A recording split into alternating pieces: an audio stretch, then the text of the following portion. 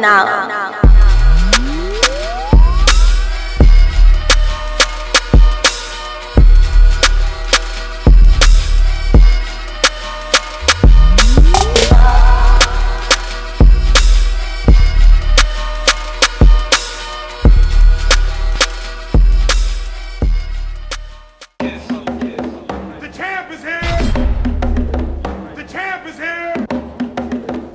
Ladies and gentlemen, welcome back to No Sleeping in the Trophy Room. I'm your boy Los Antonio.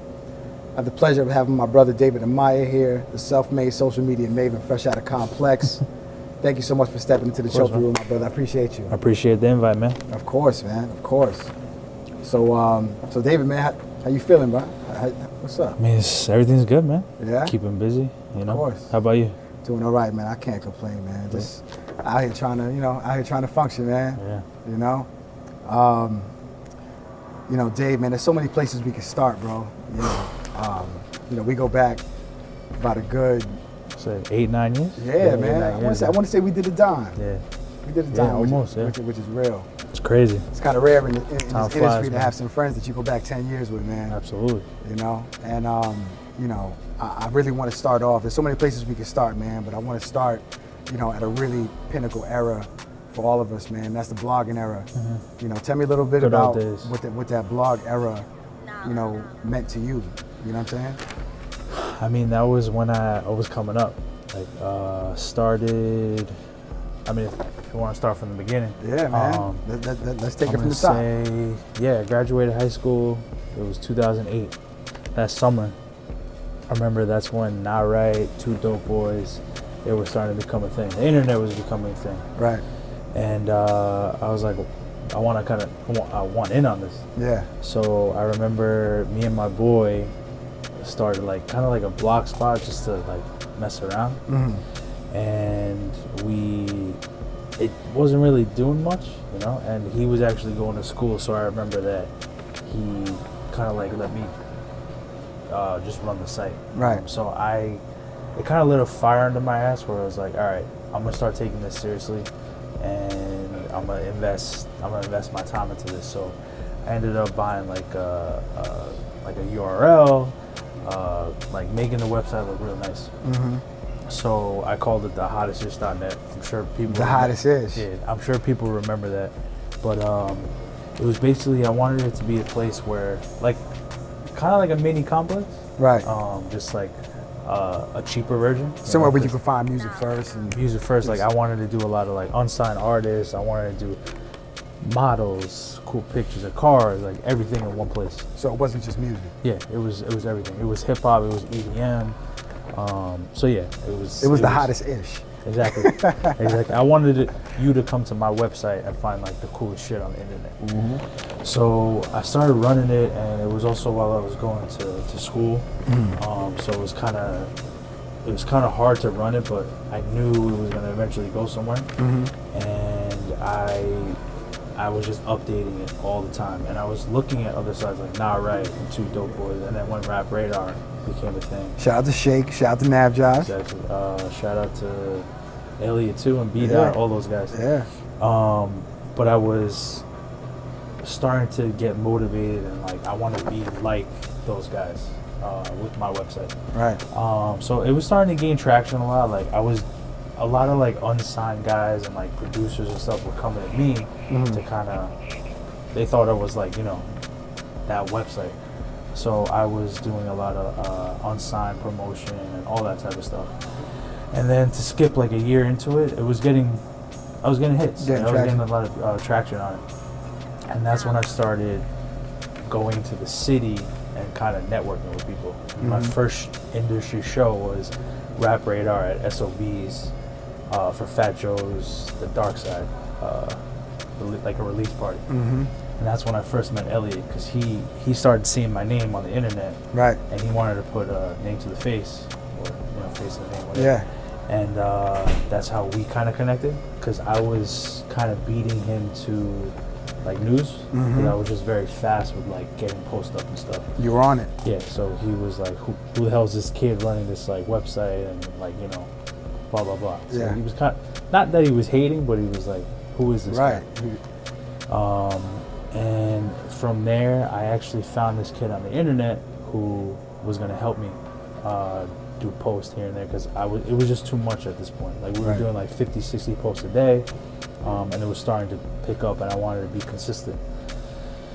So around a year and a half and change or something, we're getting, it's now like my website is a thing. All right, it's jumping. And I'm getting credit from other blogs. Like Elliot was giving me credit like for getting things on before him, and that was bringing a lot of fans to my website. But around this time, 2009, 2010, a lot of hackers were stealing people. Drake and Nicki Minaj, Lil Wayne, and everything was leaking on the internet. Yeah. It was a crazy time. So people were hacking music all over the place. It was a crazy wild, time. Wild West. Like unreleased verses and all this stuff. Like kind of like the mixtape Weezy stuff. Things were just leaking. So he got I'm not going to name his name, obviously. Yeah. He got a hold, some guy who got a hold of a certain song from a certain big artist. Got an unfinished version of one of his songs. It was a really big one. So he had given us like kind of like a heads up that he was going to be premiering it on like a forum, and it made it kind of look like we premiered it because we had it up first. So that day, I remember my site crashed.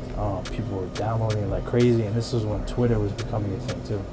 So everyone was kind of talking shit about me, like, why would you drop that track, and like you're ruining the rollout and all this shit. Right. But that really got my like name out there, I think. Yeah. So skip a couple weeks, I get an email from the RIAA in my inbox. Wow. And I'm not really sure what to think.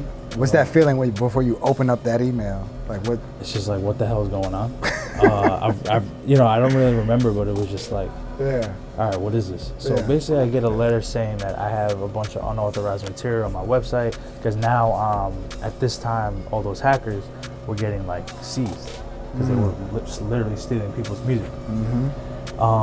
So I guess they assumed I was doing that as well because of that big song I had. Yeah. It was a really big song. Yeah. I just can't say it. Right. But it was a really, really big song. It was a really big song. It was a really big song. But yeah, so I write back to them like, whatever you need me to do, blah, blah, blah. Yeah. I don't hear from them. And then about 2-3 days later, I'm blogging in my kitchen and I get a knock on the door. This is September 2010. Yeah.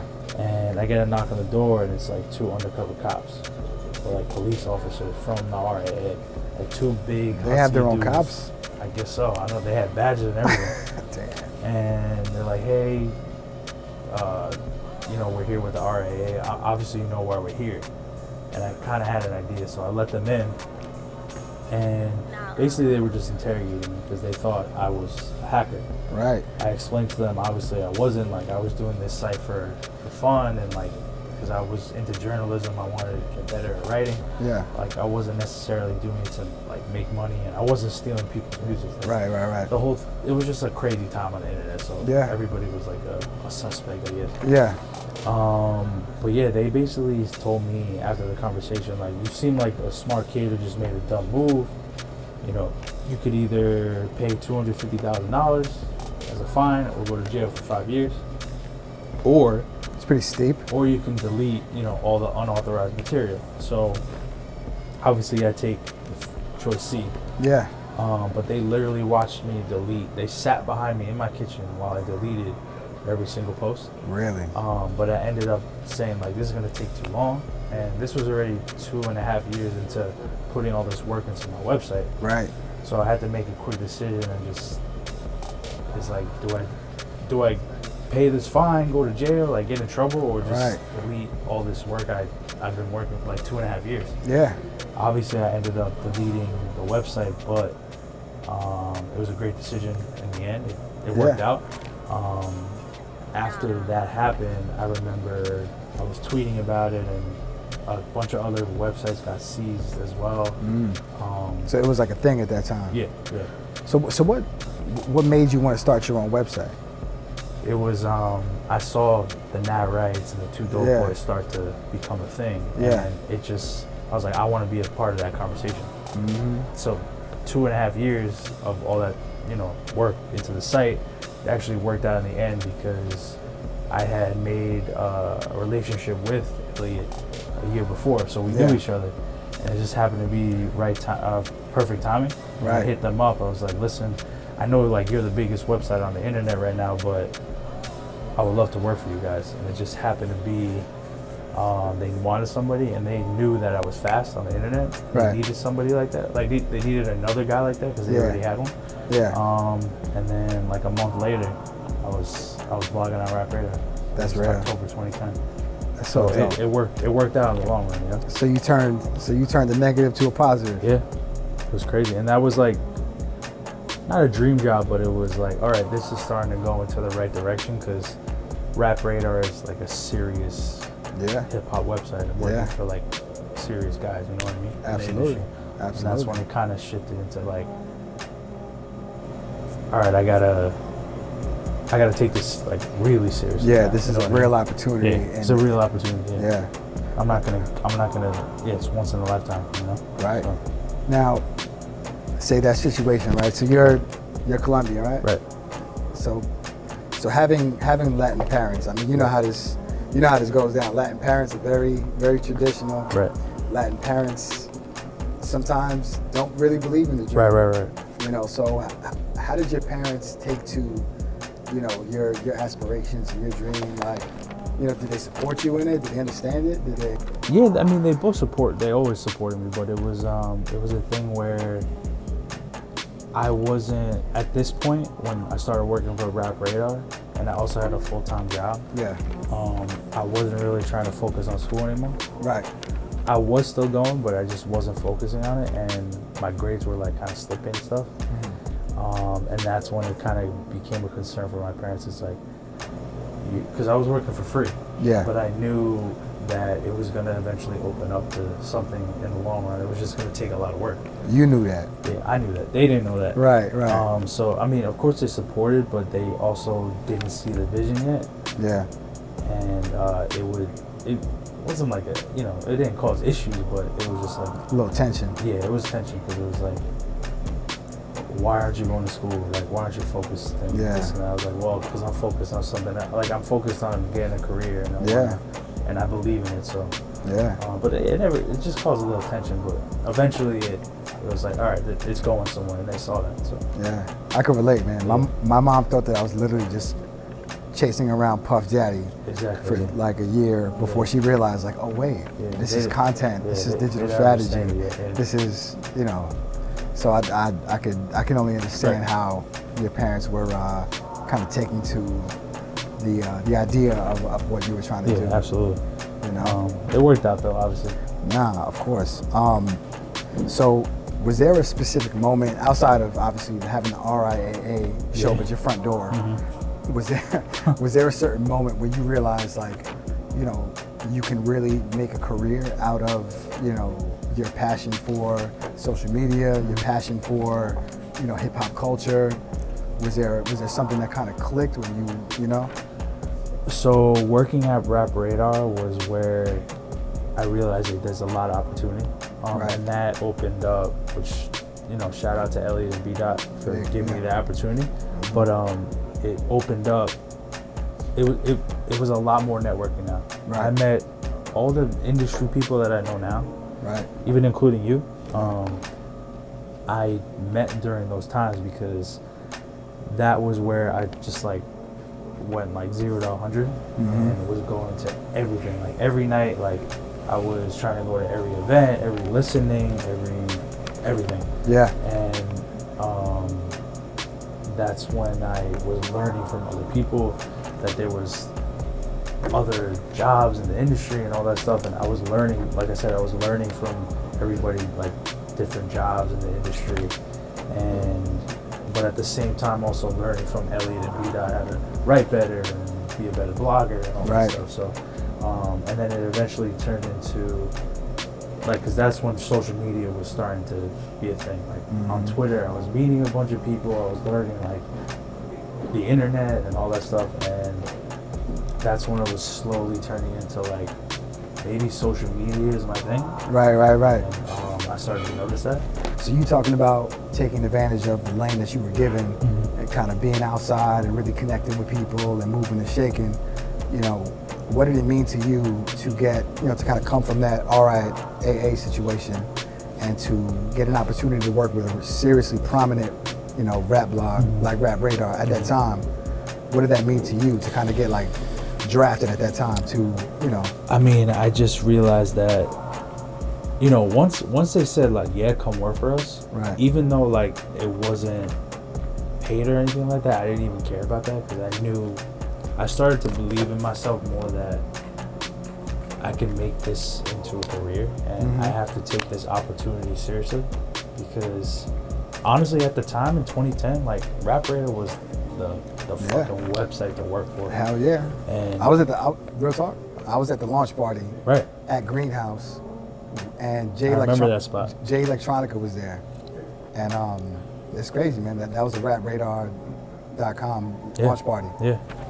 So to be able to work for someone like, I didn't realize how like big Elliot was because like I didn't realize his history with XXL and like using EIC there and B-Dot as well. Like I really didn't know about that. I just knew that they had a website that I wanted to work for. Right. Because it seemed like they had a lot of opportunities there.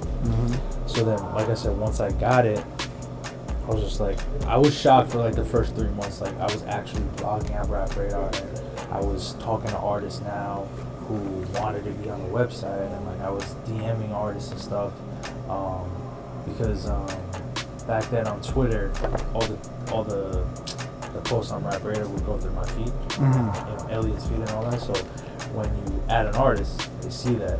And back on Twitter, when Twitter was first becoming a thing, it was easier to talk to artists back then. Right. So it just made it was like networking with artists and stuff. Right. It took a while for me to realize like, wow, this is an amazing opportunity. Yeah. I had to take it very, very seriously. And yeah, I just went, like I said before, I went 0 to 100 and just went to everything, man. And tried to just get as much as I can out of this opportunity. Right. You know what I mean? Because it's almost like you're obviously it almost gives me that like rookie of the year like vibe where you know, you got called up, you know, straight out of high school and now you're in the league. That's what it felt like, And you know, you're dealing with these, you know, seasoned veterans. Exactly. And, you know, and you know what it was too was I always went by, obviously everybody calls me Amaya, kind of like a funny story, but Amaya is a very popular Colombian girl name. Right. So I never had my face out there. Right. So once I started going to these events, because everybody was on Rap Radar all the time, so it always said posted by Amaya. Yeah. So everybody was like, who's this like, Amaya you know, guy. new chick that they got on Rap Radar? So that's when also I started meeting a lot of people, and they're like, oh, you're Amaya? Okay. Yeah. So it was like, it was nice to put Face. people, like, show them my face. Yeah. Yeah, it was cool meeting people like that because it's like a funny story to introduce yourself, you know? I think we're gonna have to the cover photo for this is gonna have to be the Amaya joint like this here. You know what I'm saying? Everybody We're gonna knows. have to Everybody knows. knows. You know what I'm saying? But nah, man. But the groundwork that you laid from having your own site to transitioning to Rap Radar, you know, what are some keys? You know, this is no sleeping in the trophy room, by the way, ladies and gentlemen. This is no sleeping in the trophy room. This platform is strictly for motivation, inspiration, and sharing the information with those that can, you know, that are trying to aspire to be in the same place that you are. Right. You know, and so what are some keys that you can give to somebody that's aspiring to, you know, that gets that shot to take their craft to the next level, and they're in the building right now, and they want to know how can they maximize this opportunity? You know, what are some keys that you could share with somebody that, you know, is looking to take what they're doing to the next level? It's a little different now. Right. I feel like it actually is easier, but for me, still to this day, is the number one thing was networking. Yeah. So like, just because some people don't like going out, but it's like you have to take advantage of going to these industry events. Like I know people, I've been going to them so long that I'm kind of like exhausted by them. But I Right. still go just because it's good to show face of these people who can maybe help you out if you need something, you know. We got to but- be outside, man. Exactly, but I know that because of networking is the reason why I got all my jobs. It was because I knew people at these places and I had relationships with them, and they were the ones who helped me get into those buildings. You know what I mean? So still to this day, I think networking is the number one thing, because you might meet somebody and you can learn something you didn't know. Right. You know what I mean? Does that make sense? Right. But yeah, that's definitely still the most important thing to me. It is super important because it's almost like as we, you know, as you get, I guess, tenured in this industry, you almost kind of lose the passion a little. Not like lose it, but things kind of lose their, you know, their gloss. They kind of lose the, you know, you're like, oh well, fine, I go to this little event after work, but Right. you know, but it's definitely important to kind of just always be out there. You know what I'm saying? So I totally agree with you on that. Yeah, so like I've been on, let's say, you know, press trips with people I probably would have never connected with, and now those are our friends, like, you know, for 2-3 years, and Right. those people, we help each other out now, like, because these are other people in the industry that Right. I thought I would have never like needed as a resource. Yeah. And now they're there, you know. So, like I said, networking, You just never know. Yeah, networking is still like so important, man. Because Yeah. I do see people saying that you don't need a network anymore, but it's like, how are you gonna get into a building that you want to work Right. if you don't know anybody there? You know what I mean? Yeah. And how you ever gonna meet them if you ain't ever outside? Exactly. It's true, man. Yeah. You know, it really is true, man. So now, you, my brother, are one of these social media gurus at Complex. Congratulations. Thank you. You know I what I'm appreciate saying? that. I like that title. Yeah, I love that title. Can we cheers to that title? Yeah, she's that title. I love that title. Salud. Salud. So how has being up at Complex opened you up creatively and business-wise?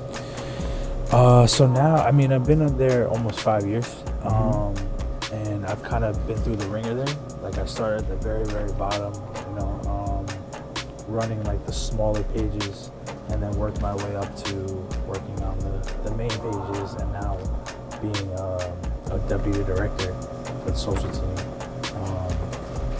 Now it gives me the opportunity to manage a team, to work on my managerial skills. Right. Because obviously I have a boss that I report to, but I am more in the weeds with like our new guys. And like I still, for example, I still run the Complex Instagram, but I'm at a point where I have to kind of let that go now to our new guys. So I'm teaching them how to keep those like pages alive, you know what Right. I mean? But yeah, it also, like, you know, working on our original promo for the shows. It's like, it just gives me more practice every day to learn what our audience likes, and then also to help our new guys become stars. You know Right. what I mean? Because that's what we want. I kind of want to get into that, like Yeah. how, like you as a social media, you know, just Don. You know what I'm saying? How important is like every detail, you know, when it comes to social media, 'cause down to like, you know, I love your captions, by the way. Like, Thank you, man. Thank you. witty, how important is witty captions, down to like photo selection, curation, real-time engagement.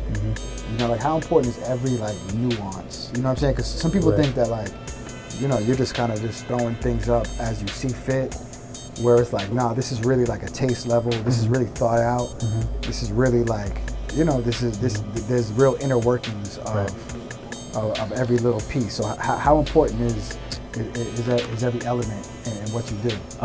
To me, I think right now the biggest platform, or like the most important platform, is Instagram. This has just always been my favorite. Obviously Twitter is also, because it's live and everything's, you know. But for Instagram, let's say, we do everything live. At least, I mean, I don't know how everyone else does it, but we've learned what our audience likes by testing out things. Right. And, you know, just seeing, because you need to know what works for your audience. If you're just like working blind and just throwing things up just because, it's never gonna work. You're shooting in the dark. Exactly. But we've learned what our audience likes, and it's kind of, at least for me, I run it like, I like running our platforms as if it's like my own. Right. Because it gives it a voice and it gives it more of like a personal feel, rather than just like a robot running the social media. Yeah. You know what I mean? That's what you don't want. Exactly. So, I mean, I feel like my whole team now is we do that. We run it like it's our pages, and people relate to that. They can see and they like that. Because like I said, they don't want to be talking to like a robot. Yeah. You know what I mean? And that's what a lot of brands like for example Burger King. Like you would never think that it'd be funny on Twitter, but they go crazy. They just have some guy literally talking like it's his own personal page. You know, Wendy. People see that. Yeah. It's like Wendy's like crazy on Twitter. Yeah, like, yeah. And You people dropped a love that. mixtape? People love that shit. Yeah, Nice. exactly. So, yeah. Yeah, man. So, congratulations on 4.1 million followers I appreciate on it. Instagram or Complex. Thank you. You know what I'm saying? Clap it up one time. Clap it up one time in the back. You know what I'm saying? 4.1 million followers on Instagram. Complex. You know what I'm saying? So you know. Shout out to the team, though. Yeah, Like, shout out to the team. It wasn't all Shout out to me. the team. Sure. That's a milestone, man. Can we cheers to that? 4.1 million? Cheers. My bro. So, talk to me, man. When you're managing a social account that has millions of followers, you know, what does success look like for you on that level? So Instagram is, to me, is like the biggest platform, and now we have much more eyes on us now because we're so big. So we have to be very careful, because especially Complex, like people are waiting for us to have a slip up, and especially now on the internet that there's so many trolls and all that stuff. Right. Everyone's paying attention. So with that comes us having to be much more careful with what we do. Right. And we make sure that all the content is like A+. Yeah. Because we want to be better than everybody else and not look like we're playing around anymore, you know? So we always try to go for the best type of content. Right. Especially at 4 million now. You know what I Yeah. mean? But now it's time to think of bigger ideas so that we can outshine our competition. Yeah. You know? So live event coverage is a big part of what we do.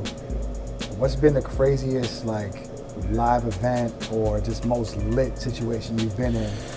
And you know, you're behind the lens of Complex, Right. you know, and you're in a crazy turned up situation, and it's just. So I think my favorite, I mean, the biggest event I've been to was definitely, excuse me, the Grammys. Yeah. Been twice. The one in LA and then one in New York. Yeah. I think it's just like, I love it. One of my favorite things is just like kind of being under pressure. Right. I know it sounds crazy, but just, I like. Hold on. Say that again, bro. One of my favorite things is being what? Under pressure. One of my favorite things is being under pressure. That's some no secret, no choking. Okay. I like that. Like I said, I know it sounds weird, but it's just, I like being in those situations where it's just very fast paced. Like I don't really like being like the take it laid back type of vibe. But on the red carpet, I just feel like I'm in my zone and in my element, and I flourish in those type of situations. Hell yeah. So when Grammys, like for red carpet, it's crazy on the red carpet. Like you'll have from like 6 to 8, it's just very chill, a couple artists here and there, and then from 7 to 8, it's everybody you want. Right. On social or on camera, like for an interview or whatever. But it's very hectic. But like I love that type of shit. Yeah. I love that. And being at somewhere like the Grammys, like I've gotten this opportunity because of Complex. Yeah. And, you know, thankful for that. Because I always think back to when I was literally blogging in my mom's basement. Like my Right. friends always make fun of me about that. It's like because people didn't understand like what blogging was and like the internet was yet. So I always look back and I think I never thought it would come to become like something like this, where like, you're standing on the social red media carpet is my job, and I can go to these events and chill with all these artists that I've looked up to or whatever. Right. It's still crazy to me that I can do stuff like this. You know? Yeah. No, that's real, man. I remember the clip. This is back in the day with Rihanna coming down the red carpet. Yep. Like, Yeah. bro, like that was fucking hilarious. Yeah, I get roasted for that a lot. But Nah, but at the same time, did it for the culture. Yeah, exactly. You did it for the culture, my brother. But I also love her. So. And shout out to Rihanna. But the thing is that you were in the zone and you were also getting the content you were covering. So sometimes dedication is an internal thing, and you know, and I've experienced this myself. Like I've been somewhere very public amongst my peers, and I'm looking crazy in the right angle, making sure that the general public is in the building. Right. But I'm personally looking crazy. Right. But you know what? My dedication to what I do is bigger than the shit that I give what I look like in the moment. You know what I'm saying? It reminds me of so I went to the Kanye listening in Wyoming. I was out there and I enjoyed it, but I didn't really get to enjoy it as like a fan. Right. Because I know it always sounds crazy, but I was there to make like full work, and I needed to make sure that I got all the videos I needed to get of Kanye rocking out, 2 Chainz, Big Sean, whoever was there. And I couldn't really enjoy it. But people I don't think people realize that they think we're always just, I know that there's people that think we're just out there chilling and don't get me wrong, it's great. Right. It was always for me, I'm always about the brand, and when I go to these events, of course I want to go see a Travis Scott show, or I want to go to a Kanye listening in Wyoming, but it's always like my first step is always to, what do I gotta do for my job to make our brand look better? Right. You know what I mean? Right. But because I still got friends who think I just go out and just chill and go see movies and go chill with artists and all that stuff, but it's always about work. Right. And of course I get to go have fun, but I'm always thinking about how we can make the brand better. You gotta take care of that work first. Yeah. Because we get that good content, it makes us all look good. The whole team. But at the end of the day, you're probably up before everybody else and going to sleep after everybody else. I can't remember the last time I got 8 hours, man. Right. How about that? But but I mean, I'm not complaining. Like, I love this type of stuff, man. I love always being on the move, and that's why I got into it. So it's crazy because that kind of leads me to my next point about just the facade sometimes that social media kind of puts up, when it comes to our line of work, but also working that closely with celebrities, artists, how important is balancing out that facade where it's like, you're out here in this industry moving around in a certain way, and then at the end of the night, you go home and, you have your personal life, but, how important is kind of just that balance, without, just not getting caught up, this social media thing can kind of, consume you at times, and, it can consume you personally, it can consume you, how important is that balance to you to kind of just regulate internally? You know what I'm saying? I mean, it's definitely very important. There's like this, the internet is so different. Like 10 years ago, it was like, it's still fun, right? But back in the day, it was just there was less trolls and all, there wasn't a lot of bullshit. Now, there's so much bullshit on the internet. Right. That you can't, like with the trolls and the haters and all that stuff, you can't let that affect. Like if someone, talks shit about me on the internet, it's like, all right, whatever. Like I never take it to heart. Right. But so you got thick skin. Yeah. Or you understand? Yeah, the I just internet? understand. Like it's, I'm not gonna let that bother me. It depends what it is, but I'm not gonna let it bother me. Yeah. But it's very important to.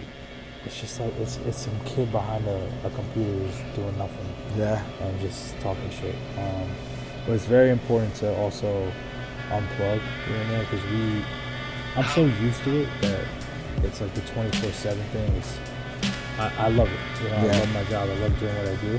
But there's times where you have to unplug and just get your mind right. Yeah. If you're constantly like always on your phone and always on social media, it's just like I think you go crazy. Yeah. I know I've definitely in the 5 years at Complex. Yeah. I've definitely had moments where it's like, all right, I gotta kind of Just give it unplug and give myself a break. So I feel you because I'm kind of, you know, in the same situation where I deactivated my Instagram because I felt like, you know, I was paying too much attention to things that I normally wouldn't. Right. And, you know, sometimes it is the best idea to disconnect and reconnect with yourself and reconnect with what you think is hot. 100%. And reconnect with what you think things should be because, you know, without knowing it, you know, we're obviously being influenced by scrolling down that timeline with whatever's there. You know, to be specific, there was a certain moment where I'm scrolling down the timeline and I see, you know, NBA YoungBoy, or I'm watching this clip of him about to fight somebody in the mall, and I'm like, yeah, what the fuck am I doing? Right. You know what I'm saying? Right. What the fuck am I doing? Like, you know, so that, you know, not that specific situation, but that was one of a few that I was just like, you know what, let me just unplug social media, tap back into myself, as opposed to subscribing to what everybody else is doing.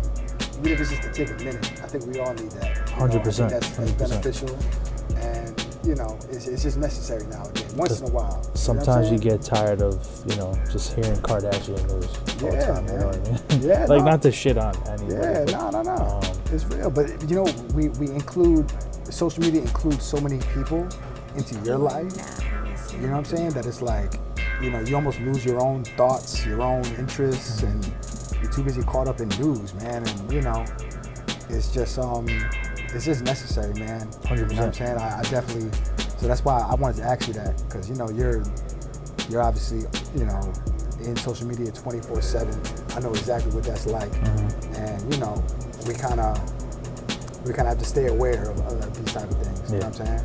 Yeah, like you know, at least for me, like I know when it's time to just put my phone down for a little bit, you know? Yeah. Because it's also, when I try to unplug, like take a vacation, I'm now at the point where we have a great team at Complex that I can trust with handling everything. Right. You know what I mean? Right.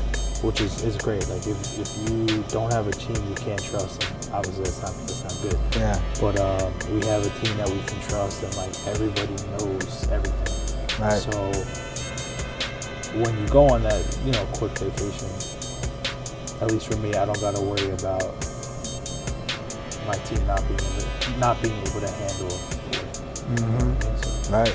That's dope that you can trust your team to, you know, curate and hold the messaging up to the same bar that you would if it was in your hands. For sure. You know what I'm saying?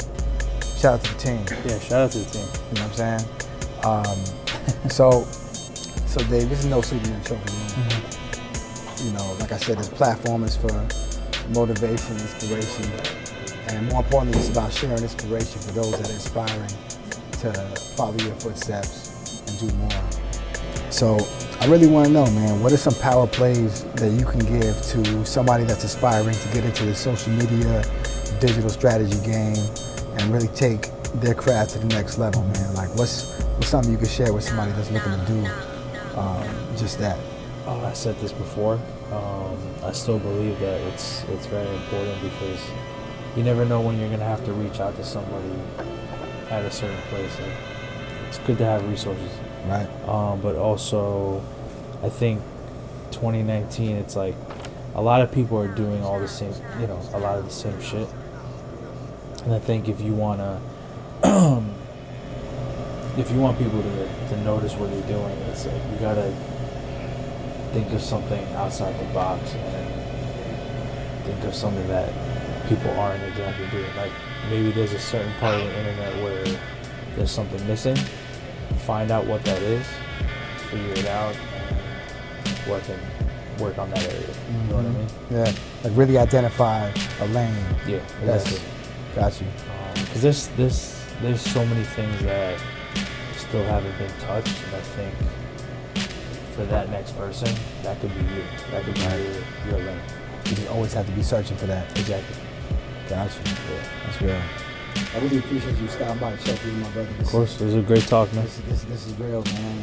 What does that next level look like for you, my brother? Like, you know what I'm saying? Like, I know you're at Complex right now, but I really want to know what that next level looks like for David Amaya, from David Amaya. So I'm 28, and I still feel like I got a long way to go. And I still, every day, I'm trying to figure out where I want to take that next step. But it's like, everybody wants to be like the boss. Man. And I would love that eventually. But I also want to just make sure that I'm doing what I love. And I really don't know where the next step is. But I think right now I'm in a good position where I'm still growing and learning things that I haven't been able to. Because I definitely can be better at a lot of things. So yeah, I'm just taking it slowly every day. Right. And learning more things and hopefully taking those skills and applying it somewhere else. Right. Do you see yourself more dealing with artists? Do you see yourself dealing more with, content, brands? Or is it like for me, it's about just being creative. For me, it's just about having that creative freedom and being attached to things that I love. Honestly, I think I would plus one on that. Yeah, that's really like, I love having, and that's a plus at being at Complex. We have a lot of freedom to do what we want. Right. We can create and just it makes it a fun environment. Right. But I definitely want to be, I agree. Like being in a place where I can have creative freedom to give my good ideas and stuff like that, I think is where it's going. Yeah. No, that's most important, man. Yeah. Especially as a creator, man. Yeah. That's real, man. So Dave, man, honestly, bro, we haven't touched this Don P all night, man. Now we gotta have a sip, man. Yeah, let's have a sip, man. And I want to thank you, my brother, for stopping by the Trophy Room and for sharing your time. Appreciate it. Thank you for the invite. For sharing your vision. Right here on No Superman Trophy Room, man. My man. Appreciate you, my bro. Cheers.